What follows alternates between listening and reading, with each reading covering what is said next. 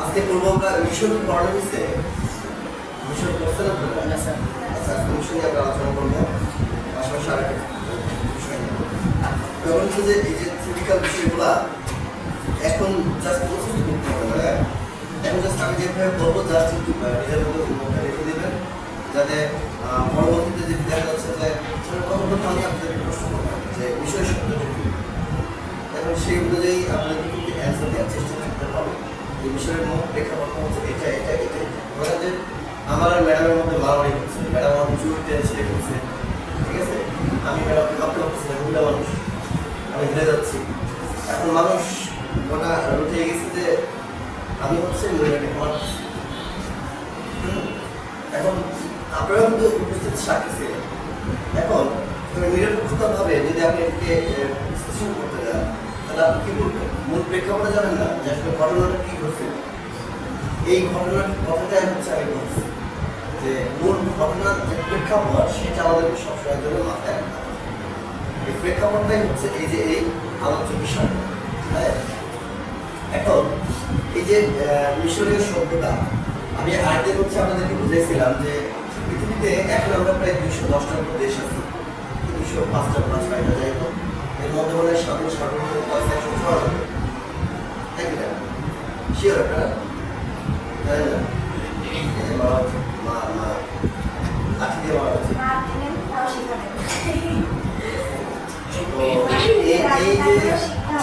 এইটাই করে যে 3000-4000 বছর যখন পূর্বে আমরা যে সভ্যতাগুলো পাই, সেই সভ্যতার মধ্যে নান্দনিক এবং হচ্ছে শিল্পাত্মক এবং সবচেয়ে জনপ্রিয় একটি সভ্যতা হচ্ছে মিশরীয় সভ্যতা, যেটা আমাদের মধ্যপ্রাচ্য বা দক্ষিণ পশ্চিম দিকে যে অবস্থিত এশিয়ার দক্ষিণ পশ্চিম দিকে অবস্থিত মিশর, সেখানে এই সভ্যতাটা স্থাপিত বা গোলাপত্তন করেছিল।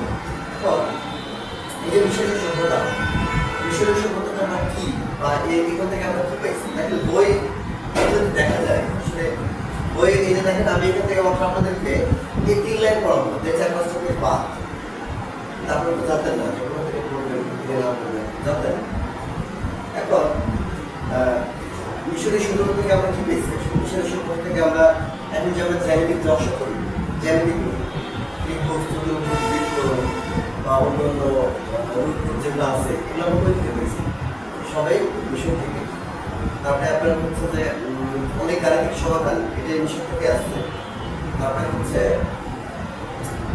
অনেক রকম এখানে যে পিরামিডগুলো, স্থাপত্য, বিখ্যাত স্থাপত্য, কিছু লেখা, কিছু সাহিত্য, কিছু বিজ্ঞান, সব কিছু আমরা এই মিশর থেকে গেছি। হ্যাঁ, তো এই মিশর, তারপরে আপনার ত্রিকোণমিতি, পরিমিতি, যেগুলো যে আমরা করি এগুলো কিন্তু এরাই আবিষ্কার করছে। কিন্তু আপনি কি জানেন? দেখেন যে আপনি আপনার দাদার নাম বলতে পারবেন, আপনার দাদা বাবার নাম বলতে পারবেন পারবেন না। তাহলে আমরা নিজেরই জানি না, আমরা বাইরের মানুষ কি জানি, আমি নিজেও হয়তো জানি কথা। তাহলে এটা আমাদের জানা দরকার না যে আমরা আমাদের যে জিন বা আমাদের যে সত্য বা সত্তা আমরা কিন্তু জানি না, এই সত্তা কিন্তু আমাদের জানতে হবে। এই জন্য আমি বলতেছি যে যে কোনো জিনিস করার আগে সেটা মূল প্রেক্ষাপটটা জানবে, যে আসলে এই প্রেক্ষাপটটা যে এই মিশরের সভ্যতা কি ঘটছে বা মিশরের সভ্যতা কি, এটা কোথায় কিভাবে অবস্থিত, এর লেখা কি, এর বিজ্ঞান কি, সাহিত্য কি, বা এর শিল্প যে ব্যাপারগুলো সেটা কি, তাই না? আর থিওরিক্যাল বিষয়ে বারবার আমি বলতেছি যে এখন যেটা আমি ধরেন বলবো আপনাদেরকে, বাসায় গিয়ে এটা এক দিবেন, রিডিং দিবেন, রিডিং দিয়ে নিজের মন থেকে একটা বিষয় বের করার চেষ্টা করবেন যে মিশরের শিল্প এটার মূল প্রেক্ষাপটটা হচ্ছে এই কটা বিষয়, তাই তো? এটা বলে কিন্তু আপনার জানাশোনাটা হয়ে গেল। যেমন আমি যদি আপনার সম্বন্ধে জানতে চাই, আপনার নাম কি, আপনি কোথায় থাকেন, আপনার হাজব্যান্ডের নাম কি, বা আপনি বর্তমানে কি করতেছেন, আপনার ছেলে মেয়ে আছে কিনা, আপনার ফ্যামিলি থেকে আছে, আপনি কীভাবে দিন পার করছেন অতীতকালে, আপনার মূল প্রেক্ষাপটটা কিন্তু আমি জেনে ফেলতেছি, তাই না? জানা হচ্ছে না? এই যে জানাশোনার যে বিষয়টা, এটাই হচ্ছে পড়া। পড়া মানেই যে পেশা নিয়ে আপনি মুখস্থ করবেন, এটা ব্যাড। মুখস্থ করলে আপনি পড়া পাবেন। আর আমাদের চারুকলার বিষয়গুলো এমনই, কেউ কোনো জিনিস মুখস্থ করবে না, আমরা আগে বোঝার চেষ্টা করি যে এটা সব, তারপরে সেটা আলোচনা বা আবার একটা ছবি যখন আমরা আঁকতে যাই, তখন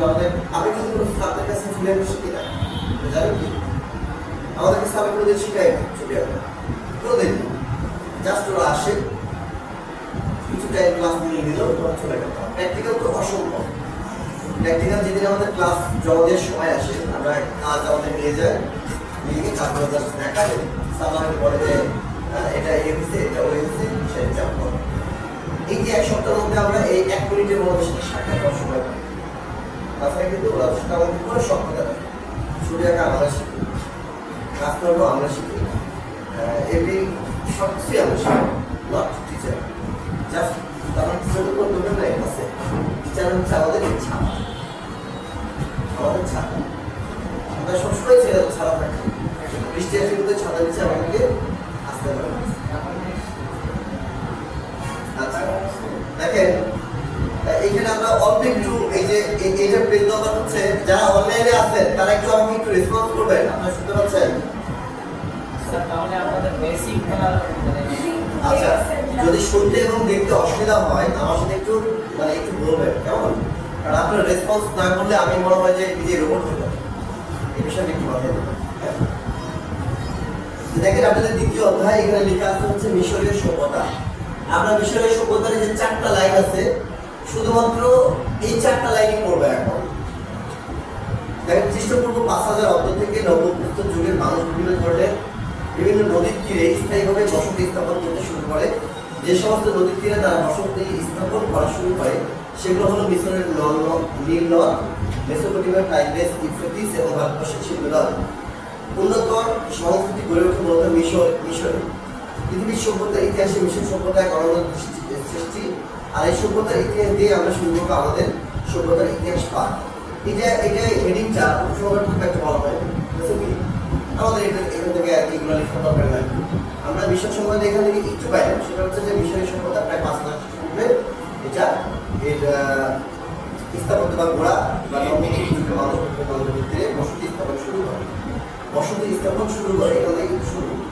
এখন যে কোনো সভ্যতা খেয়াল করে দেখবেন যতগুলো সভ্যতা আমরা পড়বো যেটা পড়েছি এখন যেটা পড়ছি বা আগামীতে যেটা পড়বো সেটা হচ্ছে সব সভ্যতাগুলো দেখবেন নদীর তীরে বা সমুদ্রের তীরবর্তী অঞ্চলে অবস্থান। কেন? আমাদের রাজশাহী শহরে দেখবেন যে নদীর তীরে অবস্থা, পদ্মা নদীর তীরে, ঢাকা পরিবহন নদীর তীরে, বড় বড় শহর আমাদের রাজশাহী শহর খুব কাছে। বাংলাদেশের 3-4 দুইটা জেলা তার মধ্যে হচ্ছে প্রাচীন কালের নদীর তীরে রাজশাহী একটা দেওয়া হয়। কেন নদীর তীরে? কেন আরো তো জায়গা ছিল না বলতে পারবেন? এটা কোন বিষয়টা হতে পারে যে নদীর তীরে হওয়ার কারণে তাদের পানি নিষ্কাশন ব্যবস্থা বা হচ্ছে যে আহার কার্য আর এক কথা বলেন না কেন চাষবাস করাটা খুব সবচেয়ে জরুরি ছিল তখন। মানুষ তো এত কিছু বুঝতে হবে, মানুষ কিভাবে খাবে কিভাবে খাবার উৎপাদন হবে সেগুলো কিন্তু জানো না। এই জন্য সবাই কিন্তু নদীর ধারে বসবাস করবো, কিন্তু তাদের ওখান থেকে সেচ ব্যবস্থা, নিষ্কাশন ব্যবস্থা, পানি সব কিছু টোটালি হচ্ছে যাতায়াত এক জায়গা থেকে আরেক জায়গায় যাওয়া, এই কারণে নদীর তীরে সাধারণত অবস্থান করে। যেমন এই পূর্বে আমরা হয়তো বলবো হচ্ছে পরে মেসোপটেমিয়ার সাথে ইউফ্রেটিস টাইগ্রিস নদীর তীরে অবস্থিত। এটা হচ্ছে বর্তমানে ইরাক। এখন যেটা করতেছে এটা হচ্ছে মিশরে নীল নদ। তারপরে ধরুন যে রোমান বা গ্রিক পূর্ব এবার যে সমুদ্রের তীরবর্তী অঞ্চলে প্রশান্ত মহাসাগরের তীরবর্তী অঞ্চলে গ্রিক সভ্যতা, রোমান সভ্যতা দেখবেন নির্দিষ্ট কোনো জায়গায়। প্রতিটা সভ্যতা দেখবেন যে এই নদী কেন্দ্রিক বা সমুদ্র কেন্দ্রিক গড়ে ওঠে, বসতি গড়ে ওঠে। তাহলে এখান থেকে আমি এতটুকু জাস্ট একটু জানলাম, এখান থেকে দুইটা লাইন পেলাম আমরা। এই সভ্যতা প্রায় 5000 কিছু পূর্বে নদীর তীরে স্থায়ীভাবে বসতি স্থাপন শুরু করে। আর একটা পেলাম হচ্ছে মিশরের সভ্যতা নদীর তীরে অবস্থিত, নীল নদের তীরে অবস্থিত। নীল নদ শুনেন লাগে, নীল নদকে কেন্দ্র করে প্রায় 10 থেকে 12টি দেশ এখান থেকে পানি নেয়, জানেন আপনারা? এই যে ইসলামের মানে যদিও আমরা বলেছি ইসলামের একটা বিষয় আছে, সেটা হচ্ছে যে কোরআনে এটা উল্লেখ আছে যে পানি নেই কিন্তু দ্বিতীয় বিশ্বযুদ্ধ হবে। এবং এর কিছুটা আলাদা কিন্তু পাওয়া যাচ্ছে, বিশেষ করে হচ্ছে যে পানি যে সমুদ্র থেকে এই যে সৌদি আরব বলেন, সংযুক্ত আরব আমিরাত বলেন, বাহরাইন বলেন, ইরান বলেন, সব কিছু এই মিশরকে কি করতেছে, এই সমুদ্র থেকে পানি নিয়ে সেটাকে প্রসেসিং করে খাওয়ার উপযোগী করে কিন্তু ওরা বেঁচে থাকে। আমরা যেমন ড্রিঙ্কস কিনে খাই যত দাম দিয়ে, ওরা হচ্ছে পানির দাম থেকে বেশি দামে কিনে খায়। ওদের তেল সস্তা, পানি দাম। দেখেন পানি নিয়ে অলরেডি করতে গেলাম শুরু হয়েছে, ঠিক আছে। আর আরেকটা ব্যাপার হচ্ছে যে এই মিশরীয় সভ্যতা যখন নীল নদটা এখান থেকে প্রবাহিত হয় তখন এটাকে কেন্দ্র করে ইরাক, ইরান, বাহরাইন সভ্যতা, আরব থেকে শুরু করে অসংখ্য দেশ এই নদীর নদীর প্রতি সম্পর্ক নির্ভরশীল ছিল। কারণ হচ্ছে যে আমরা যে পানি এই যে পানি যে সমুদ্রের পানি যে একটা সিস্টেম করে যে আমরা এখন পান করতে পারি সেটা হলো মাত্র কিছুদিন হলো। তার আগে হাজার হাজার বছর তো মানুষ নদীর পানি খেয়ে বেঁচে থাকতো। একসময় দেখবেন যে আমার মার কথাই মনে আছে যে আগে বৃষ্টির পানি ধরে রাখতো অথবা পুকুরের পানিতে রান্না করা হতো, হ্যাঁ। কারণ তখন কিন্তু পানি ব্যবস্থা ছিল না, পুকুরের পানিতে কি হতো আয়রন থাকতো, ভাত হচ্ছে লাভ হয়ে যায়। পুকুরের পানি অথবা বৃষ্টির পানি মূল হচ্ছে মূল আলোচ্য বিষয়। দেখবেন যে এখনো যারা ট্যালেন্ট আপনাদের ধর্মের ম্যাক্সিমাম মানুষরা দেখছে, আমার যারা পরিচিত আছে, আমার কিছু বন্ধু হবে তারা ম্যাক্সিমাম বাসাতেই হচ্ছে এই বৃষ্টির পানি ধরে রাখে। আমার এক স্যারের বাসা আছে এরকম, এটা ধরেন বাড়ির ভিতরে একটা এভাবে ঢালু করে ছাদটাকে এভাবে নামাইছে, এদিকে নামাইছে, নামিয়ে মাঝখানে একটা কুয়ার মতো সমস্ত পানি ওখানে জল। দেখেন যে প্রকৃতির এত সুন্দর পানি আমরা কিন্তু ব্যবহার জানি, ঠিক আছে, আমরা ব্যবহার জানি, আমরা কিন্তু ব্যবহার জানি পানির অপচয় করি। এই সব বিষয়গুলো আপনারা একটু মাথায় রাখবেন যে পানির অপচয় করা যাবে না, বৃষ্টির পানি ধরে রাখাটা খুব উত্তম। আমরা এই 6 নম্বর পেজে শুধু এই দুটো লাইনের জন্যই নিলাম। এবার এখান থেকে চলে যাচ্ছে হচ্ছে একটু দাগে রাখেন, আমরা চলে যাবো হচ্ছে 13 নম্বর পেজে।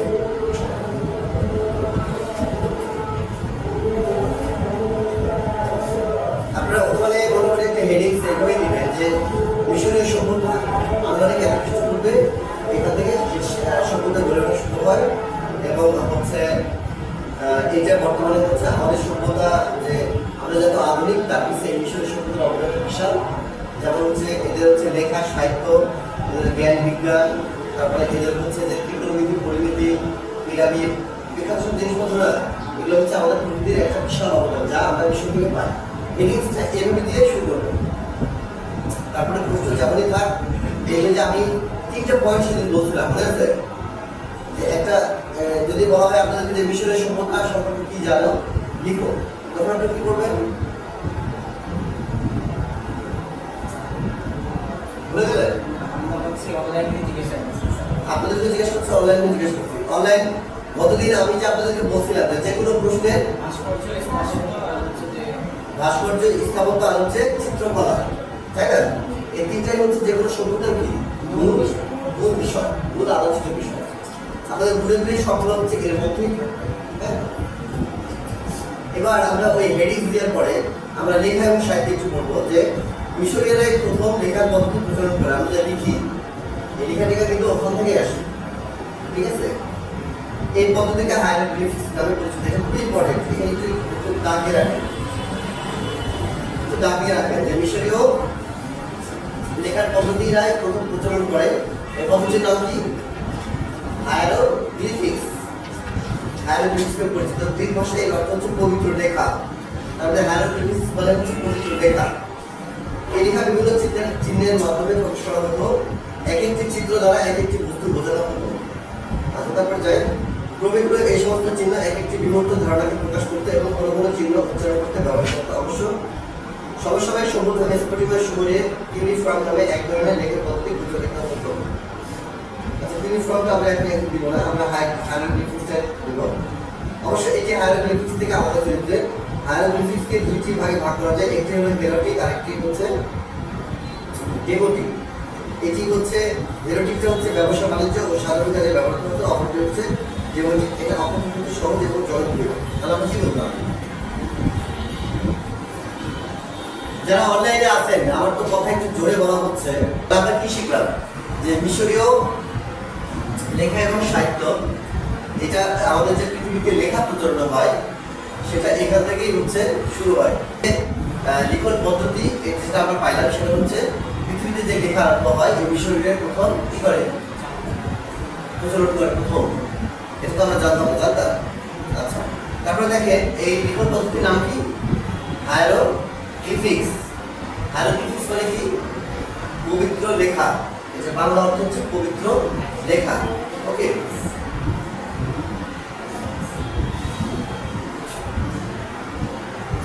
এই লেখা বিভিন্ন চিহ্নের মাধ্যমে প্রকাশ করা হতো। এখন যদি বলা হয় এটাই যেমন গতবারের আগের বার হয়ে আসছে, তারপরে এবার আসার সম্ভাবনা আছে। হায়ারোগ্লিফিক্স মানে কি? হায়ারোগ্লিফিক্স কি এর অর্থ কি? তখন কি বলবেন? পবিত্র লেখা সম্পর্কে তখন বলতে হবে এরকম যে মিশরের লিখন পদ্ধতির নাম হচ্ছে হায়ারোগ্লিফিক্স। হায়ারোগ্লিফিক্স এর অর্থ হচ্ছে পবিত্র লেখা, যা বিভিন্ন চিহ্নের মাধ্যমে প্রকাশ করা হতো, তাই না? অবশ্যই সমস্যা দরকার নেই। হায়ারোগ্লিফিক্সকে কিছু ভাগে ভাগ করা যায়। একটি হচ্ছে হেরোটিক আর একটি হচ্ছে ডেমোটিক। হেরোটিক মানে হচ্ছে এটি ব্যবসা বাণিজ্য এবং সাধারণ কাজে ব্যবহৃত হতো, আর ডেমোটিক হচ্ছে এইটি অত্যন্ত সহজ এবং জনপ্রিয়। এটা আমাদের শেষ। আমরা জানলাম হচ্ছে এই মিশরের সভ্যতার লিখন পদ্ধতির নাম, এই নামের অর্থ এবং এইটা কয় ভাগে ভাগ করা যায় আমরা মোটামুটি জেনে ফেললাম। এবার আমরা দেখাতে গেলে সাহিত্য। মিশরের সাহিত্য ছিল মূলত ধর্মীয় এবং দার্শনিক তত্ত্বপূর্ণ। আমরা দেখেন যে সে 5000 খ্রিস্টপূর্বে তখন যে সাহিত্য আলোচনা করলো, কিন্তু আমরা দুর্বলগুলো করতে পারি। তখন মানুষ প্যান্ট পরে শিখে নেয়, পোশাক শিখতে গেলে সেটাই বলতে পারে। তখন তারা সাহিত্য রচনা করতো, তখন তারা লেখা আবিষ্কার করতো, তখন তারা পৃথিবীকে দিক নির্দেশনা দিত। তাহলে আপনি যদি চিন্তা করবেন যে আমরা বর্তমান যে জেনারেশন তাদের থেকে এসছি, আসলে কি আমরা তাদের সময় তাদের কিন্তু অনেক অনেক অগ্রগামী এবং আমাদের থেকে অনেক আগে, কিন্তু আমরা কিন্তু তাদের তুলনায় কিছু না। আমরা বরং যে বললাম না যে আমরা এখন কি করি, 10 টাকা ইনকাম করলে 60 টাকা পোশাক করি, 3 টাকা খাই। আর তখন মানুষের 10 টাকা ইনকাম করলে 60 টাকা খাইতো আর 3 টাকা জমা করতো, করতো। আমি একটা জিনিস বললাম যে আমাদের এমনই চরিত্র হয়ে গেছে যে ধরেন পোশাক আশাক, সাজসজ্জা, গাড়ি, মানে একটু নিজেকে একটু আভিজাত্য প্রবেশ করার জন্য আমরা চাইছি না। এটা যে আমাদের কত বড় আমাদের পতনের দিকে নিয়ে যাচ্ছে সভ্যতা, এটা আমরা কল্পনা করতে পারি না। আপনি যে জন্ম হয়েছে, আপনি সমাজে কাজ করতে যারা আপনাদের সবার মধ্যে একটা কোনো না কোনো একটা কাজ আছে, সেই কাজকে আমরা একটু কখনো চিন্তা করছি যে আমাদের কাজ কি। যেমন সমাজে যখন আপনি প্রজেক্ট ফুরিয়ে যাবে, সৃষ্টিকর্তা আপনি নিয়ে চলবে, তারপর কি করবেন? এটা আপনার লাইফ, এটা চাই। প্রতিটা মানুষের নির্দিষ্ট একটা কাজ করা উচিত, নির্দিষ্ট গন্তব্যে যাওয়ার জন্য কঠোর পরিশ্রম করা উচিত এবং পরিশ্রম করবে নিজের জন্য। আমি বললাম ধরেন এখন 1 ঘন্টার জন্য মনে হলো তাই তো আমার প্রচুর পরিশ্রম করতে হবে। বাসায় গেলেন টাকা দিয়ে বলতে গেছি, সার্টিফিকেট নিব, মামা আছে খালবো আছে, টাকা নিব, চাকরি করবো, 7টা ঘন্টা আমার টাইম দেবে। ব্যাপার কিন্তু করি, এটা কিন্তু বাস্তবে ঘটে। তাহলে কি হবে? আপনি ওই চাটুকারিতা না আজীবন চাটুকারিতার মধ্যেই থাকবেন। আর যদি মনে করেন না নিজেকে পরিবর্তন করতে হবে, আমি প্রতিষ্ঠিত হতে চাই, আমি আমার নাম রেখে যেতে চাই, তাহলে খাটতে হবে, পরিশ্রম করতে হবে।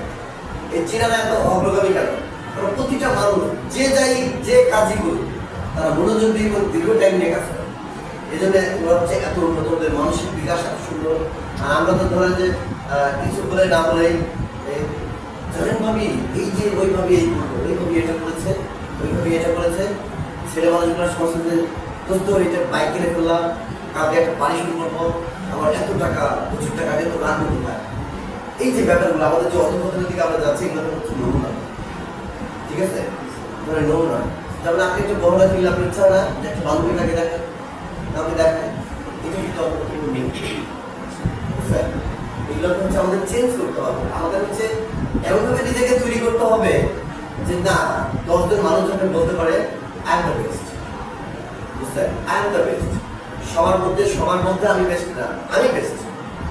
ওকে, হ্যাঁ আপনি বেস্ট, আপনি আপনার জায়গা থেকে বেস্ট, বাট আমি আমার জায়গা থেকে বেস্ট। অনেকে আমাকে প্রশ্ন করতো যে যে কোনো কাজে খেলাধুলা হোক বা পড়াশোনা হোক, আমি একটু আগে খেলার চেষ্টা করতাম। তো এটাতে এক প্রকার বন্ধু বান্ধব বা অন্যান্য বলতো তুই সবার সাথেই প্রতিযোগিতা করতে চাস, এটা বললাম না। আমি মনে করি যে অনেকে বলে না নিজের সমালোচনা করতে হয়, নিজের সুনাম করতে পারে, হ্যাঁ দেন, আমি বিশ্বাস করি না। আমি চিন্তা করি এটা যে আমি তো আমার সাথে প্রতিযোগিতা করতেছি, আমি তার সাথে প্রতিযোগিতা করতেছি না, আমি আমার খেলা হচ্ছি, because I am the best. আমি বেস্ট। এই সাহসটা রাখতে হবে, এই সাহসটা যদি আপনি নিজের মধ্যে না রাখতে পারেন আপনি এগোতে পারবেন। এই জন্য আপনাদের শুধু যে প্রফেশনাল করবো তা না, এই মোটিভেশনাল ওয়ার্ডগুলো আপনাদের জন্য খুব জরুরি।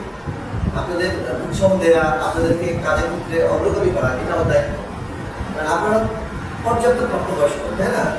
এখন কিন্তু আপনারা অনার্সতেও নাই আছেন, অনার্স পড়াশোনা শেষ হয়ে গেছে, মাস্টার শেষ হয়ে গেছে, এখন তো আপনাদেরকে বোঝানোর কিছু নাই। এখন আপনাদেরকে উৎসাহ দিতে হবে, কাজের লাইন তৈরি করে দিতে হবে, আপনার সাথে কাজ করবে, মেয়ে নিজেকে প্রতিষ্ঠিত করতে হবে। আর একটা জিনিস আমি বিশ্বাস করি, আপনার সাকসেস কেউ এনে দেবে না, আপনি নিজেকে নিতে হবে। আমি তো কোনো কিছু ঘুরাই করাতে পারবো না, কিন্তু আমি আপনাদেরকে বলতে পারবো যে এখানে যে আসছেন, যে টাকাগুলো খরচ করছে সে টাকাগুলো অবশ্যই করবেন এবং হচ্ছে এমনভাবে তৈরি হবেন যাদের হচ্ছে নিজের কাছে নিজেকে ভালো লাগে, 10টা মানুষ সম্পর্কে ভালো বলে, সমাজের জন্য কোনো অবদান রাখতে পারেন, কিন্তু চুপচাপ কাউকে না জানিয়ে, বুঝছেন? তারা নিজে হচ্ছে আগাইতে পারবেন। কিন্তু ধরেন যে ম্যাক্সিমাম যদি দেখে এখানে আসে, এই ক্লাস করার ইচ্ছা হলো, ক্লাস করলো, না করলো চলে গেল, এই প্রতি ব্যাচেই ওই 2 থেকে 3 জন বা 4 জন বা 5 জন করে নিবন্ধনের নতুন যাওয়ার জায়গাতে তৈরি হয়, ম্যাক্সিমাম সব নাই বলে। কিন্তু পরবর্তী দিকে দেখা যায় এই বন্ধু বন্ধু গল্প করে, আমি 4 বছর ডিপ্লোমা করেছি, আমি চাকরি পেলাম না, ও কি করছে, ও চাকরি কিভাবে পায়? এই যে মানে প্রতিহিংসামূলক কথাবার্তা বা আমাদের যে ঈর্ষা বা আমি কেন বললাম না, এই জিনিসগুলো পরিহার করতে হবে।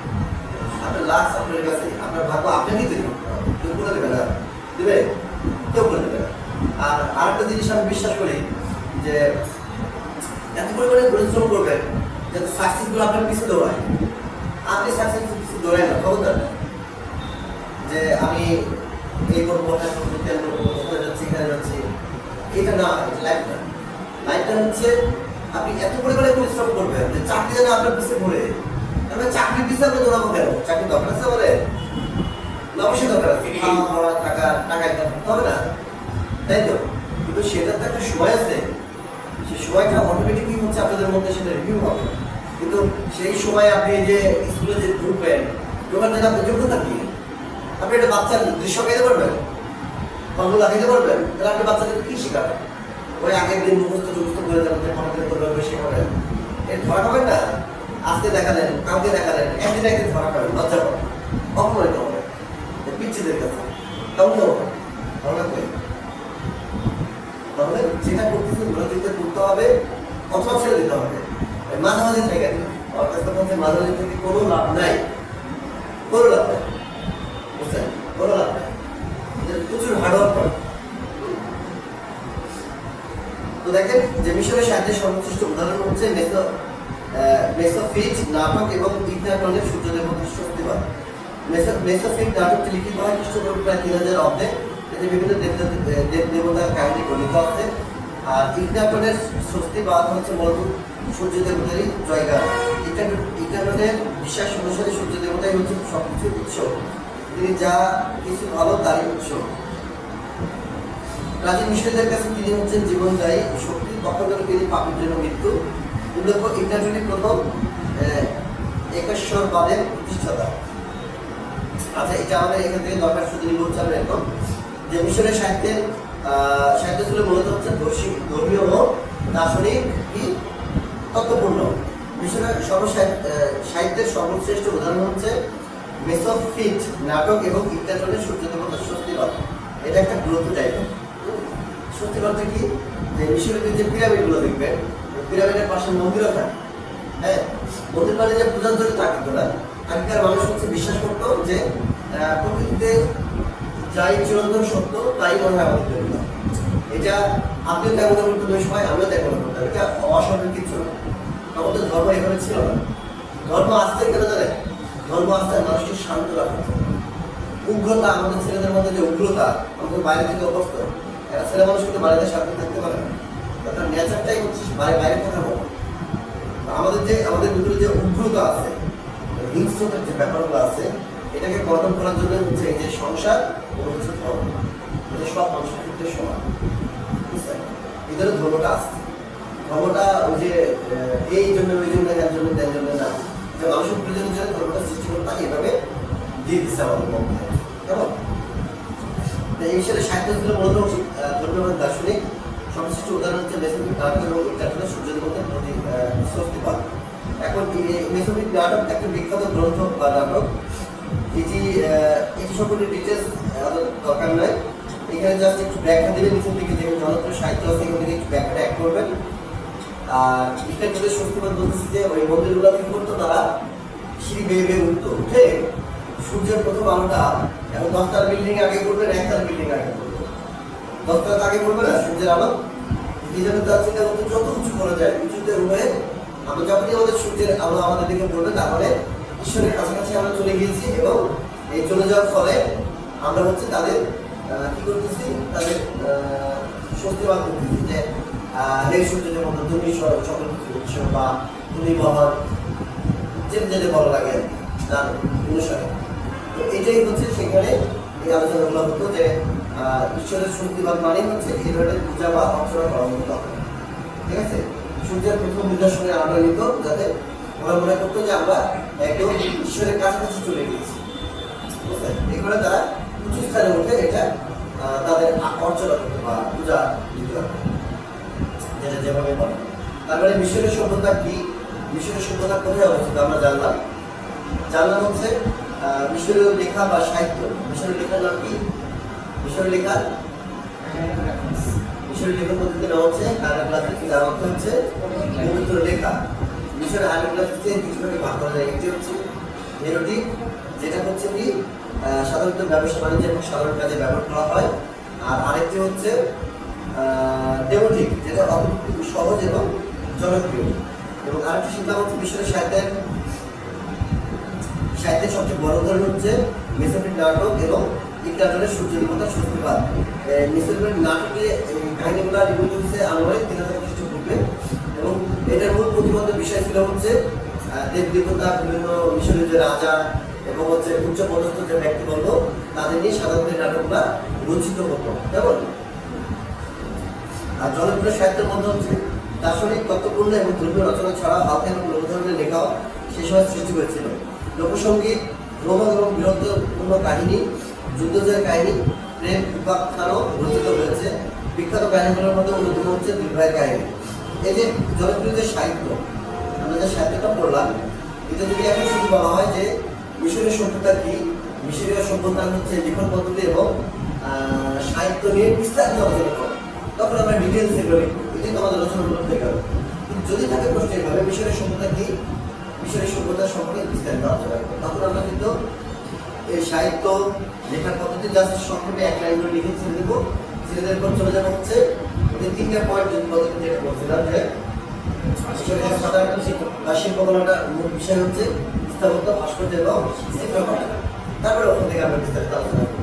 ঠিক আছে, তারপরে সাহিত্যের মধ্যে হচ্ছে লোকসঙ্গীত। বোঝেন, লোকসঙ্গীত মানে গ্রামগঞ্জের মানুষেরা যে কাজ করতে করতে গুনগুন করে বা বিভিন্ন কাজ করতে করতে সেলাই করে, এই যে একটা শিল্প, একটা সঙ্গীত যে থাকে না, এটাকেই লোকসঙ্গীত আমরা হিসেবে জানতে পারি। লোকসঙ্গীত ভ্রমণ এবং বীরত্বপূর্ণ কাহিনী, যুদ্ধ জয়ের কাহিনী এবং প্রেম উপাখ্যানও রয়েছে এই সাহিত্যে বা লেখার মধ্যে। ওকে, এবার আমরা চলে যাবো হচ্ছে মিশরের সভ্যতা। তারপরে দেখেন যে এখানে যে 5-6টা পেজ গেল, এর মধ্যে আমরা কি নিলাম? মাত্র এতটুকু প্যারা নিচ্ছি আর সকলে বাঁধে দিচ্ছি। আমরা কিন্তু যদি ঠিক মতো না করতাম আমরা জানতে পারতাম না, আপনাদের কিন্তু জানতে পারতাম। একদিনও তো মনে হচ্ছে যে কেউ বইগুলো ঠিক মতো রাখে, কতদিন কি করছিলাম প্রাকৃতিক শিল্পীদের শিল্পকলা মনে আছে? বলতে পারবেন? পারবেন মানে কি আপনি পারবেন? পারবেন না। অনলাইনে যারা আছেন, আর কতদিন যে আমরা প্রাকৃতিক শিল্পীদের শিল্পকলা করেছিলাম, আপনাদের কারো কোনো কিছু মনে আছে? কেউ উত্তর দেবে না, আর উত্তর দিলেও আমি শুনতে পাবো। আপনারা কেউ শুনতে পাচ্ছেন? ওকে, তাহলে এই যে তাকে বিষয়ে শিল্পকলা ব্যাখ্যা দেওয়া এক কথায় সম্ভব না। তার শিল্পকলা উদ্দেশ্য ছিল বহুবিধ, তবে সাধারণভাবে এটি বলা যায় যে শিল্পকলা মিশরের জাতির সম্পূর্ণ সত্তাকে প্রকাশ করতে পেরেছিল। তারা শিল্পের জন্য শিল্প মানে আর্ট ফর আর্ট সৃষ্টি করেনি। ব্যক্তিগত সৌন্দর্য বোধ, অনুভূতি বা সমস্যার কথা বলা হয়নি। অবশ্য সৌন্দর্য সৃষ্টিতে যে একেবারে হয়নি তা না, ব্যক্তি বিশেষের বাস্তব প্রতিকৃতিতে অনেক সৃষ্টি হয়েছে, আবার কিছু প্রাকৃতিক দৃশ্য যেমন পাম, তেল জাতীয় গাছ, পদ্মফুল এবং বড় বড় ফার্ম ব্যক্তির প্রতিকৃতিতেও অনেকটা বাস্তববাদী ধারা সৃষ্টি হয়েছে। আমাদের এটা দরকার নাই। দেখে যে স্থাপত্য ভাস্কর্যের চিত্রকলা 3টা পয়েন্ট দেওয়া হয়েছে না? এখন মিশরীয় যে শিল্পকলা ছিল, মিশরীয় স্থাপত্য, ভাস্কর্য এবং চিত্রকলা, তাহলে মিশরের সবচেয়ে বেশি কি সৃষ্টি হয়েছে? আমরা এখনো পিরামিড কততম আশ্চর্য?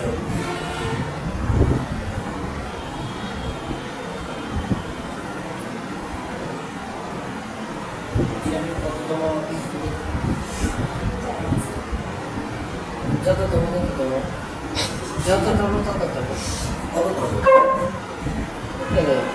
যেটা এটার মধ্যে হবে সপ্তম? না, হচ্ছে যেটা সঠিক ওটাই হবে। সব জ্ঞানী। এটা বিখ্যাত আশ্চর্য না? সর্বোচ্চ বিখ্যাত। কেন? এদের কিন্তু অনেক সাইন্টিফিক ব্যাখ্যা আছে। আপনি যদি পিরামিড সম্পর্কে না জেনে থাকে, এটা একবার রিডিং দেবেন। পিরামিডে জানার দরকার আছে। এই যে বিখ্যাত যে স্থাপত্য, এটা এর মধ্যে দেখেন পিরামিডের তাৎপর্য ব্যাখ্যা করা খুব কঠিন। বহু লোকের কর্মসংস্থানের জন্য পিরামিড সৃষ্টি হতে পারে।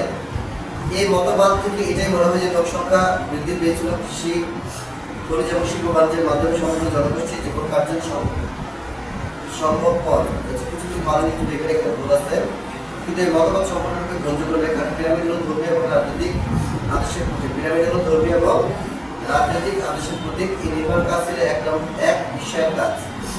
এই অবিনশ্বর কীর্তি নির্মাণ করা ছিল এর উদ্দেশ্য। আবার সূর্য দেবতা পূজা করার জন্য পিরামিডের ব্যবহার হতো। সৌন্দর্য নির্মাণ হওয়ার সূর্যের প্রথম রশ্মি, আমি একটু আগে যেটা বললাম না যে সূর্যের প্রথম রশ্মি যখন এই বড় বড় বিল্ডিং এর আগে আসে, তখন তো রশ্মিটা প্রথমে বড় বিল্ডিং এর উপরেই পড়বে। তারপরে আমরা সৃষ্টিকর্তার কাছাকাছি চলে গিয়ে সেই উঁচুতে উঠে আমরা সৃষ্টিকর্তার আলোচনা করতাম। এটা যেমন একটা কেন্দ্র দিক হতে পারে, আর একটা দিক হচ্ছে এলিমেন্ট। পিরামিডগুলো এমনভাবে তৈরি, এটা যদি আপনি বিস্তারিত একটু করেন, দেখুন যে এমন এমন সাইন্টিফিক ব্যাখ্যা আছে, এখনো কিন্তু টোটালটা আবিষ্কার হয়নি। ইলেকট্রোম্যাগনেটিক ফিল্ড অনেক কিছু আছে। আমরা যে ত্রিকোণমিতি, পরিমিতি, লেখা টেখা সব কিছু আজকে যে আমরা এখানে দাঁড়িয়ে আছি, যেগুলো যে পড়ছি বা লেখা আছে, সব হচ্ছে এই মিশরের সভ্যতার অবদান। আমরা কখন জানি, কিছুই জানি। তারপর হচ্ছে যে আমরা যখন শিল্পকলা করবো, তার মধ্যে সবার আগে আমরা হচ্ছে যে পিরামিডের আলোচনা করবো। পিরামিড তৈরি হয় বেশ কয়েকটা ধাপে। প্রথমে দেখা যাচ্ছে পিরামিড কিভাবে তৈরি হয়েছে, আমি আসলে কিছু ব্যাখ্যা করে বোঝাই। প্রথমে কেউ একজন মারা গেল, তখন তার লাশ কিভাবে রাখতে হবে সেই জন্য মানুষ জানতো। সেই লাশটা রাখার জন্য তারা কি করতো, যে লাশটা মাটি চাপা দিত। মাটি চাপা দিয়ে এই শেয়াল, কুকুর বা বন্য প্রাণীদের আক্রমণে সে লাশগুলা সংরক্ষিত হয়ে নাই হয়ে যায়। এতে তারা খুব বিপদে পড়লো যে সাধারণ মানুষের লাশটা নিয়ে গেলে তো সমস্যা নাই, কিন্তু দেব দেবতা বা যারা বিখ্যাত ব্যক্তিবর্গ আছে তাদের লাশ তৈরি হতে এটা তো অসম্ভব। তখন এই যে শুরু হলো হচ্ছে প্রথমে লাশটাকে মাটি চাপা দেওয়ার পরে তারপরে বিশাল পাথর করলো, তারপরে বসবাস করলো এইভাবে শোয়া। তারপরে হচ্ছে হওয়ার পরে উপরে তার উপরে একটা খারাপ এইভাবে একটা পাথর বসানো, তারপরে উল্টা টি হয়ে গেল না, একটা লাশ রাখলো মাটির নিচে, তারপরে একটা পাথর দেওয়া হলো, পাথরের উপরে একটা খারাপ পাথর, এই পাথরের উপরে বসানো হলো, উল্টা টি। এই পিরামিড এরকম 5 থেকে 6টা প্রকার আছে, যেখান থেকে পিরামিড এভাবে ঠিক করে তৈরি হয়। এই পিরামিড প্রশ্নটা হচ্ছে পরীক্ষাতে আসে। এখন স্থাপত্য যখন আমরা পড়বো, তখন আমরা পড়বো এইভাবে। আমি বলছিলাম যে কোনো প্রশ্ন 3টে ভাগ করবো আমরা, একটা হচ্ছে স্থাপত্য, আর ভাস্কর্য, একটা হচ্ছে চিত্রকলা। তাহলে এখানে হচ্ছে স্থাপত্য সবচেয়ে বেশি আছে, এই জন্য স্থাপত্য আমরা আগে। তারপরে পিরামিড সবচেয়ে বেশি বা বিখ্যাত, পিরামিড লিখে তারা হচ্ছে আমরা ব্যাখ্যা লিখি যে পিরামিডটা কি, পিরামিড কিভাবে তৈরি হয়, পিরামিডের পর্যায়ক্রমে কয়েকটি ধাপ থেকে একটা পিরামিড তৈরি হয় হবে, সেটা আমরা জানি। জানার পরে তারপরে আমরা আরো হচ্ছে অন্য অন্য যে স্থাপত্যগুলো আছে, যেমন বিভিন্ন রাজ দরবার, বিভিন্ন রাজকীয় প্রাসাদ, তাই না, এগুলো সম্পর্কে হাত ধরতে বর্ণনা দিয়ে আমাদের স্থাপত্য শেষ। তারপরে যেমন ভাস্কর্য, কি হয়, এখানে বিভিন্ন বিখ্যাত রাজাদের বা উচ্চ পদস্থ ব্যক্তিবর্গের ভাস্কর্য তৈরি করা হতো। ইকরাম রাজা বলেন বা ফেরাউন রাজা বলেন, ফেরাউন সুস্থতা এইগুলো সব কিন্তু এর মধ্যে আছে। এই রাজাদের বিভিন্ন রকম ভাস্কর্য বা প্রতিকৃতি মানে কি মুখমণ্ডল, যেমন একটা ভাস্কর্য তৈরি করা হয় সেটা পাথর দিয়ে হতে পারে। আগে থেকে পাথরটাই বেশি হতো, তাহলে তো আর ওই সময় ছিল না সেভাবে, পাথর কেটে কেটে এই ভাস্কর্যগুলো তৈরি করা হতো। তাহলে ওখানে দেখবে স্টিংস নামে বিখ্যাত একটা ভাস্কর্য আছে, সেটা এখানে উল্লেখ আছে। কিন্তু এই যে মিশরীয় ভাস্কর্য, আমি আপনাদের স্থাপত্য বোঝাতে পারলাম যে স্থাপত্যটা কীভাবে লিখতে হবে। পিরামিড এবং তার আশেপাশে যে বিভিন্ন রকম স্থাপত্যগুলো আছে তার কিছুটা মডেল দিয়ে আমরা শেষ করে দেবো। তারপরে যেমন হচ্ছে এই যে পুরোনো পর্বে যে মিশরীয় ভাস্কর্য আছে, এখানে একটা মিশরীয় ভাস্কর্য, এখান থেকে জাস্ট আমরা কি বলবো যে ভাস্কর্যগুলো কি কি আছে।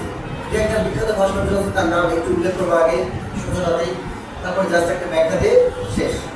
এখন এই যে মিশরীয় ভাস্কর্য, মিশরীয় স্থাপত্য ভাস্কর্য একসাথে আছে, আপনি একটু আন্ডারলাইন করলে এটা একটু ব্যাখ্যা আকারে করবেন, ঠিক আছে। এই যে স্থাপত্য আছে দেখেন এখানে ভাস্কর্য 14 নম্বর এবং 15 নম্বর পেজে স্থাপত্য আছে এবং ভাস্কর্য আছে, এটা একটু ব্যাখ্যা আকারে করবেন, দেখবেন যে খুব ইজি হয়ে যাচ্ছে।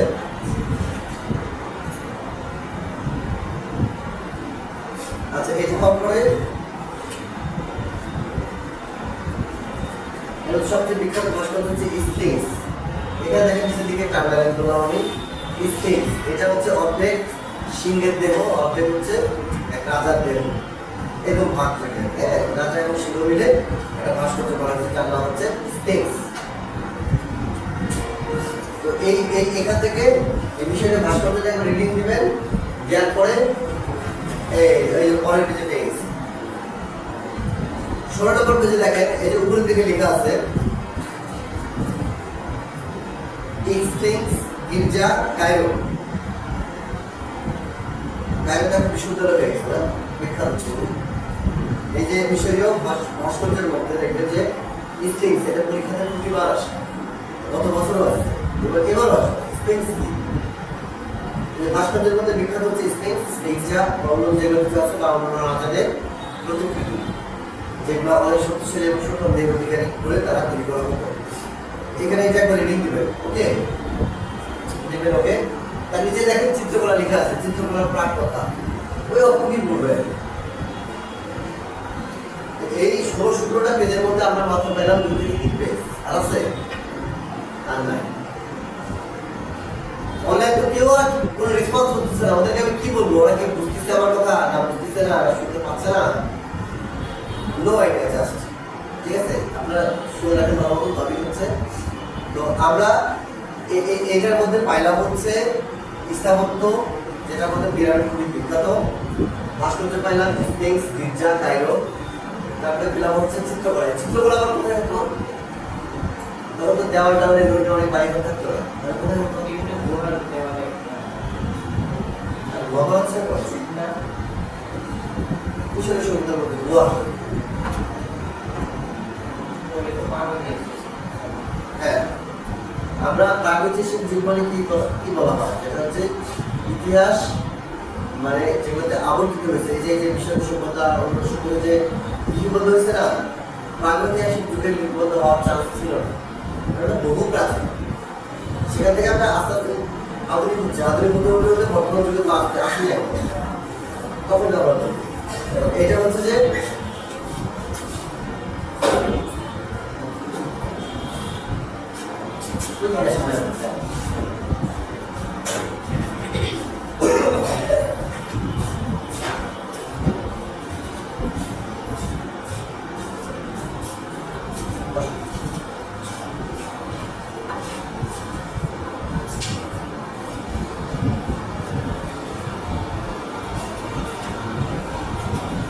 তো এই চিত্রগুলো আমরা কোথায় হতে জানেন, এই চিত্রগুলো হচ্ছে রাজপ্রাসাদের দেওয়ালে, রাজকীয় ব্যক্তিবর্গ যেটা বারবার বলছেন তাদের রাজপ্রাসাদের বিভিন্ন দেওয়ালে বা মন্দিরের দেওয়ালে বা বিভিন্ন বিখ্যাত কিছু বিল্ডিংয়ের সংলগ্নভাবে এই চিত্রগুলো আমরা তৈরি করা হতো।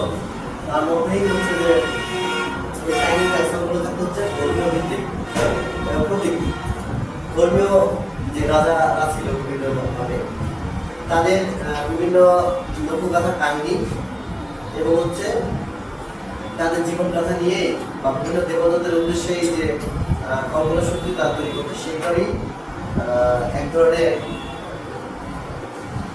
সেই ধরনের আলোচ্য বিষয়গুলো নিয়ে এই দেওয়ালে হচ্ছে চিত্রগুলো করা হবে। যেমন আপনি একবার রিডিং দিবেন আপনার কাছে দেখুন ইজি হয়ে যাচ্ছে, কিন্তু মূল প্রেক্ষাপট থেকে আমি বোঝাতে পারলাম আপনাদেরকে। বলেন তো আপনি একটু একদম শুরু থেকে শুরু করি। হ্যাঁ, আপনি রাখেন, খাতা রাখেন, নির্ভরশীল হবেন না। আমি যা বললাম তার যতটুকু বুঝলেন আপনি একটু বলেন। মিশরীয় সভ্যতা সর্বপ্রথম সৃষ্টি হয়েছিল মিশরের নীল নদীর তীরে। তো সেই সময় তারা যখন তাদের জীবনযাপন পরিচালনা করতো সেক্ষেত্রে তারা কিছু পদ্ধতি অবলম্বন করেছিল। সেই পদ্ধতির মধ্যে সর্বোত্তম পদ্ধতি হচ্ছে লিখন পদ্ধতি। লিখন পদ্ধতিকে তারা হায়ারোগ্রাফিক্স অর্থাৎ পবিত্র লেখার মাধ্যমে তারা প্রকাশ করেছিল। তারপর এটি আছে হচ্ছে সাহিত্য চর্চা। আমরা এভাবে বলবো না, আমরা সবকে বলতে গেলে বলবো এভাবে যে মিশরের সভ্যতা আরো অনেক মাসালা কিছু হবে আবিষ্কৃত হয়েছিল বা মশলা স্তম্ভ শুরু হয়। সাধারণত নীল নদীর তীরেই এটা গড়ে ওঠে। নদীর তীরে গড়ে ওঠার কারণ হচ্ছে ম্যাক্সিমাম সভ্যতাই হচ্ছে নদীর তীরে গড়ে উঠত। এখান থেকে পানি, সেচ প্রকল্প, নিষ্কাশন ব্যবস্থা, চাষ পদ্ধতি সব কিছুই এখান থেকে হতে পারে।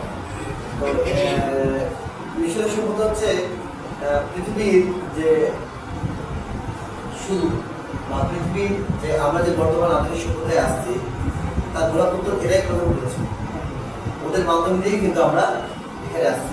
এদের বিখ্যাত কিছু বিষয় ছিল, সেটা হচ্ছে যে এদের লেখা পদ্ধতি, এদের সাহিত্য, এদের ভাস্কর্য, এদের স্থাপত্য, এদের চিত্রকলা, এটার জন্য মিশরের সভ্যতা গোটা পৃথিবী ব্যাপী আজও অনস্বীকার্য। মিশরের সভ্যতা ছাড়া আমরা আজও এটাকে কল্পনা বর্তমান সভ্যতাকে কল্পনা করতে পারি না। এটা হচ্ছে তার সূচনা বক্তব্য, নিজের মতো করে বানিয়ে নিতে হবে। আচ্ছা, দ্বিতীয় বক্তব্য হচ্ছে যে এবার আসে আমরা মিশরীয় লেখা পদ্ধতি আছে, তাই না? লেখন পদ্ধতি যেটাকে বলে মিশরীয় লেখন পদ্ধতির নাম হচ্ছে হায়ারোগ্লিফিক্স, যার অর্থ হচ্ছে পবিত্র লেখা, তাই কিনা? পবিত্র লেখা। এবং ওদের ওই লেখার মিশরীয় প্রথম কিন্তু পৃথিবীতে লেখার প্রচলন করে, যেটা আমরা এখন শিখলাম বা জানলাম, এর আগে জানতাম না। আমরা এত পেয়ে অর্থ, তাই না? তাই ফাইনাল বন্ধু ভালো আছো? কয়টা গার্লফ্রেন্ড? বান্ধবী কয়টা? বান্ধবী নাই? নাই তো সবার 8-10টা বান্ধবী থাকতো, কিচ্ছু নাই। মাদ্রাসার বান্ধবী থাকে না, ওদের সাথে চাকরি করবা। আসলে লজ্জায় পড়ে গেছে, আমি আসলে কি করবো, তাই না? তারপরে আমরা যাই লিখন পদ্ধতি গেল, তারপর হচ্ছে সাহিত্য, তাই না? সাহিত্য মিশরীয় সাহিত্যের হচ্ছে কি যেন দেখলাম আমরা, বলেন সাহিত্য কি বলেন? সাহিত্যটা হচ্ছে যে বিভিন্ন নাটক দেবদেবতা সম্পর্কে তারা তৈরি করতো এবং দার্শনিক ও বিভিন্ন হচ্ছে প্রাচীন বৌদ্ধ সম্প্রদায়ের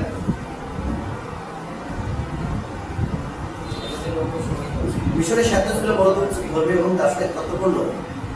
মিশরের সাহিত্য সর্বশ্রেষ্ঠ উদাহরণ হচ্ছে মেসোপটেমিক নাটক এবং ইফতারের সূর্য দেবতার স্বস্তিবাদ। মানে এরা হচ্ছে নাটক, গল্প কাহিনী, বীরত্ব কাহিনী, ভ্রমণ কাহিনী, যুদ্ধজয় কাহিনী, প্রেম, উপাখ্যান সবকিছু এই লিখন পদ্ধতির মধ্যে থাকতে এবং হিন্দু সাহিত্যের মধ্যে অন্তর্ভুক্ত, তাই কিনা? এই মেসোপটেমিক নাটকটি লিখিত শুরু হয়েছিল প্রায় খ্রিস্টপূর্ব 3000 অব্দে বা 3000 খ্রিস্টপূর্বে, তাই কিনা? এইভাবে একটু লিখতে হবে। আর জনপ্রিয় সাহিত্যগুলোর মধ্যে ছিল দার্শনিক তত্ত্বপূর্ণ ধর্মীয় রচনা ছাড়াও হালকা এবং লোকধর্মের লেখাও সে সময় সৃষ্টি হয়েছিল। লোকসঙ্গীত, ভ্রমণ ও বীরত্ব কাহিনী, যুদ্ধজয় কাহিনী, উপাখ্যান। বিখ্যাত কাহিনীগুলোর মধ্যে অন্যতম হচ্ছে এই যত জনপ্রিয় সাহিত্য তার মধ্যে হচ্ছে দুই ভাইয়ের কাহিনী। এগুলো খুব ইম্পর্টেন্ট জিনিস। ছোট তথ্যগুলো হচ্ছে আমরা একটু মনে করার চেষ্টা করবো। তাহলে মিশরের সভ্যতা কি পাইলাম, লিখন পদ্ধতি পাইলাম, সাহিত্য পাইলাম। তারপরে তাদের আমরা চলে আসবো হচ্ছে মিশরের শিল্পকলা। শিল্পকলা কি সাধারণত আমরা হচ্ছে এই যে স্টার্টটা করবে এভাবে, মিশরের শিল্পকলার ব্যাখ্যা আমাদের দেশ সমাজটা তাদের শিল্পকলার উদ্দেশ্য ছিল মৌলিক। সাধারণত এটা নদীতে শিল্প কলা মিশরের জাতির সকলের সরকারকে প্রকাশ করতে পেরেছিল। তার সুবাদে গোটা পৃথিবী আজকে আমরা আধুনিক সভ্যতায় পদার্পণ করেছি, তাই না? এই বিষয়টাও শিল্পকলার মাধ্যমে, যা অস্বীকার করার কোনো কারণ নাই, তাই তো? এখন এদের এই মিশরের শিল্পকলাকে আমরা সাধারণত তিনটি ভাবে দেখতে পারি, ভাগ করতে পারি না। তিনটি ভাবে দেখতে পারি, কারণ ভাগ তো এটা করার কিছু নাই। এটাকে আমরা কোনো তত্ত্ব করতেছি যে নির্দিষ্ট যে ভাগ আছে ভাগই রাখবো।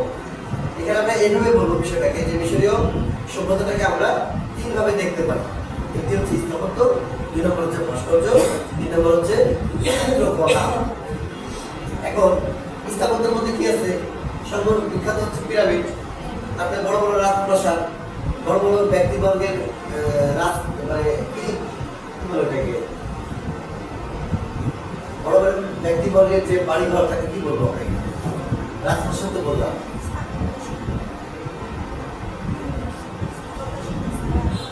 হ্যাঁ,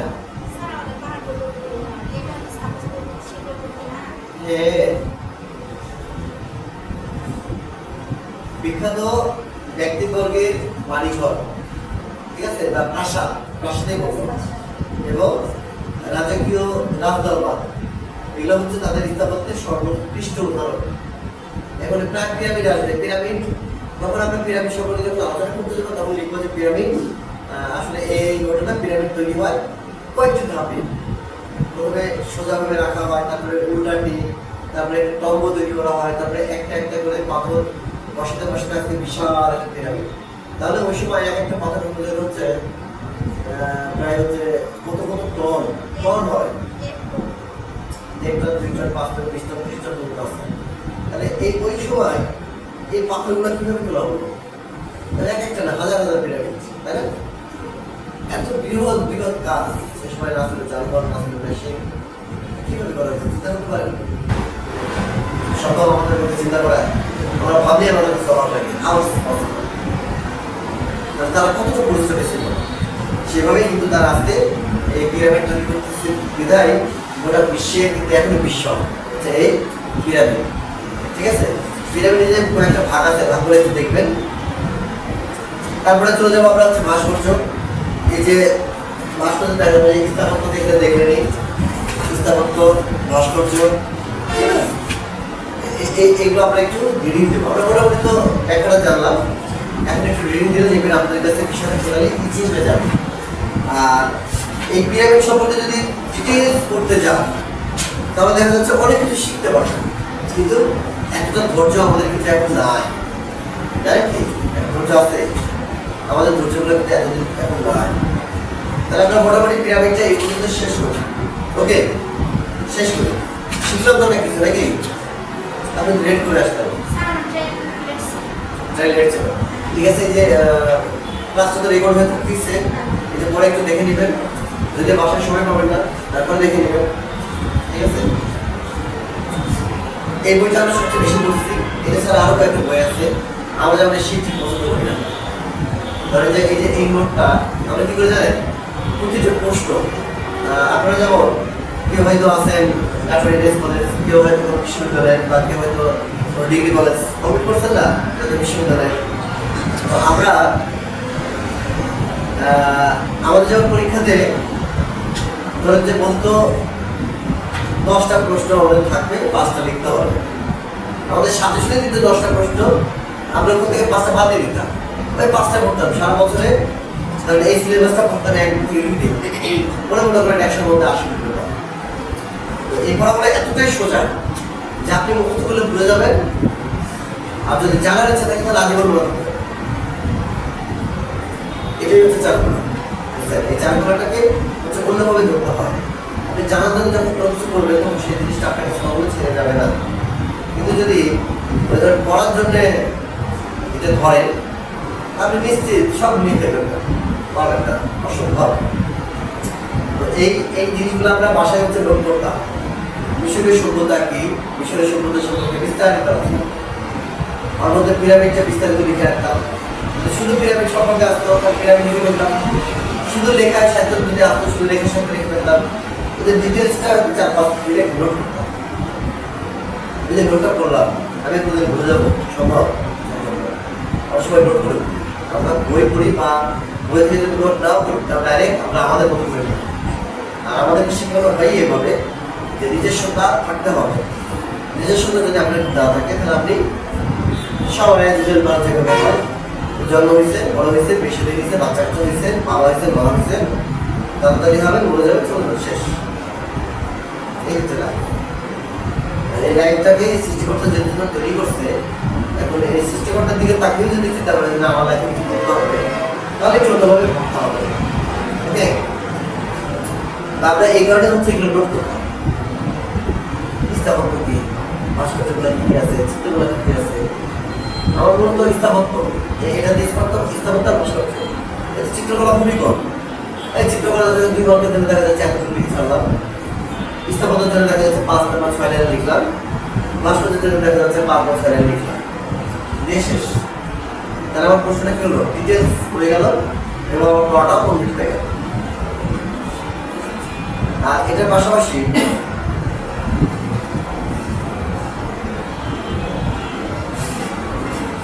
দেখেন এই যে মিশরের সভ্যতার বিভিন্ন চিত্রকলা চিত্রকে শুনলাম এখন দেখতে পাচ্ছি তাই না এই যে দেখার বিষয়গুলো একটু শিখতে হবে এখানে মিশরের চিত্রকলা দেখেন কোনো ব্যক্তিগত ছবি 5,000 খ্রিস্টপূর্ব 3,000 খ্রিস্টপূর্ব কি তৈরি করা হতো আর এখন আমরা এত আধুনিক সভ্যতা এসেও আমরা মনে করি জিরো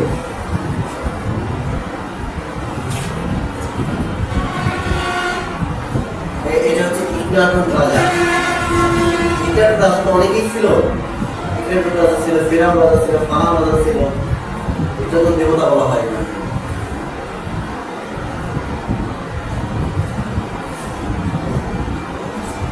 এগুলা যদি কারোর খুব আগ্রহ থাকে বা অরিজিনালি আপনাদের জানা শখ থাকে তাহলে একটা বই কিনতে পারেন বইয়ের দাম তো খুব বেশি হবে না এই দেখেন যেটা আমি বুঝতেছি এটাই হচ্ছে প্রতিবার পরীক্ষাতে আসে ম্যাক্সিমাম টাইম 4 বার পরীক্ষাতে 4 বার যদি পরীক্ষা 3 বারই আসে এটা হচ্ছে স্প্রিংস যেটা আমি বলছিলাম যে মাথাটা হচ্ছে ইকরাটুন রাজা বা দেবতা শরীরটা হচ্ছে টোটালি হচ্ছে শিবের দেশ হ্যাঁ এটাকে বলা হয় স্প্রিংস এটা তো একটা ব্যাখ্যা আছে ভাস্কর্য যখন লিখতে যাবেন তখন এটা লিখতে হবে সবার আগে এই জিনিসগুলো কি আপনি প্রেক্ষাপটটা তো বুঝতে পারছেন যে প্রশ্ন প্রেক্ষাপটটা হচ্ছে এমন 10 মার্কের জন্য একটা 20 পৃষ্ঠা তো লিখতে পারি না 10 পৃষ্ঠা লিখতে পারি না 3 থেকে 4 পেজ লিখলে কিন্তু এলাম তাই না যেমন সূচনার জন্য একবার ধরলাম তারপরে শিল্পকলার জন্য ধরলাম শিল্পকলার মধ্যে যে তিনটে যে পার্ট আছে এটা 2 করে ধরলাম 6 আর 1 সূচনা 7 হলো লিখা সাহিত্য আছে এখানে 1 ধরলাম 8 9 উপসংহার 1 10 বুঝে গেল না যদি আপনি এখন এইভাবে এটা ভাগ না করে পিরামিড নিয়ে করে থাকলেন তাহলে আপনি জিরো হয়ে গেলেন এজন্য বলছি এগুলো পড়ার সিস্টেমটা হচ্ছে টোটালি একটা ভালো করে রিডিং দেবেন আর যেগুলো পড়লাম সেই স্টাইলে রিডিং দেবেন রিডিং দেওয়ার পর নিজের মতো সাজাই নেবেন যে প্রশ্নটা ঘটনাগুলো ছিল হচ্ছে যেমন আপনার রুটি যখন বানান রুটি বানাতে একটা প্রস্তুতি আছে আমরা তো রেগুলার বানাই না আপনারা যতটা বানাবেন আপনারা দেখবেন প্রতিটাই কাছাকাছি হবে একই রকম হবে আমরা যদি বানাই ও বানাই আমি যদি বানাই দেখা যাচ্ছে ওটা হচ্ছে সুন্দর বললো না আর আমার দেখা হয়ে গেল ভালো হলো না পরে বানাতে একটু ভালো হলো বা আর একটু খারাপ হলো কিন্তু আপনার করতে করতে একটা এক্সপিরিয়েন্স হয়ে গেছে না আপনি তো রান্না বাড়া দেখবেন যে একটা গতানুগতিক ধারণার মধ্যে থাকে কিন্তু আমরা একদিন রান্না করতে গেলে দেখবেন হয় খুব ভালো হবে খুব খারাপ হবে তাই কিনা এই জিনিসগুলো প্রেক্ষাপটটা যদি আপনি জানেন যে কীভাবে কী হয় তাহলে দেখবেন আপনি শিখছেন এবং আপনার জানাশোনার মধ্যে আছে আর প্রেক্ষাপটটা জানলে কোনো লাভ নেই কিছু জিরো তাই কিনা তো এই হচ্ছে আপনাদের বিষয় আজকে এটার এই পর্যন্তই থাক আমরা এই যে একটা একটা করে আগাচ্ছি এই দেখেন আমরা বই থেকে কেন বলে জানেন বই থেকে বললে আমাদের সব এই জিনিসগুলো কিন্তু এখানে আছে বই থেকে পড়লে ডিটেলস পাওয়া যায় জানাশোনা তাহলে এখন বাকি হচ্ছে 11:22 আমি আমার তো দুটোর অবস্থা খারাপ আমি একটা চাকরি আসি আমরা প্রতি বাড়ি হচ্ছে ক্লাস শেষে ক্লাস 3 ভাবে শুরু করি একটা হচ্ছে ফিজিক্যাল একটা হচ্ছে প্র্যাকটিক্যাল ফিজিক্যালের পরে আমরা 5 মিনিট বিরতি নিই পানি বা অন্য কাজ করার জন্য তারপরে এসে আমরা প্র্যাকটিক্যাল শুরু করি কেমন? আমরা ছোট্ট একটা 5 মিনিটের বিরতি দিচ্ছি, তারপরে এসে আমরা প্র্যাকটিক্যাল